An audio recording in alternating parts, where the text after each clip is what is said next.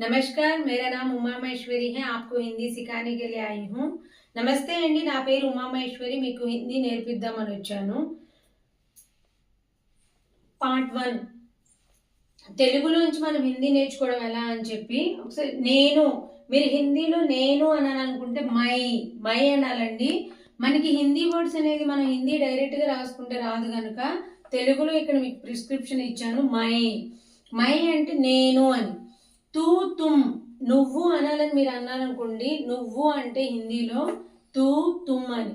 అదే మీరు అంటే హిందీలో మనం ఆప్ అంటాం. మేము మనము అనే వర్డ్స్ని మనం హిందీలో హమ్ అంటాం. అతను ఆమె అది ఇది. అతను ఆమె అంటే వహ్ అని, ఇతను ఈమె అంటే యహ్ అని. వహ్ అంటే అది అంటాము, యహ్ అంటే ఇది అంటాము. మీరు ఇది అది అనాలనుకుంటే యహ్ అనండి. నీది మీది. ఇప్పుడు నీది అనాలనుకోండి మీరు తుమ్హారా, మీది అనాలనుకోండి మీరు ఆప్కా.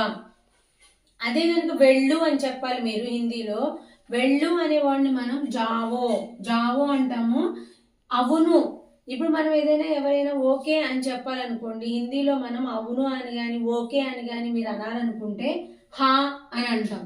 అవునండి, హా అంటే ఏకవచనం, అవునండి అంటే బహువచనం. బహువచనంలో మనం చెప్పాలి అంటే కనుక హాజీ.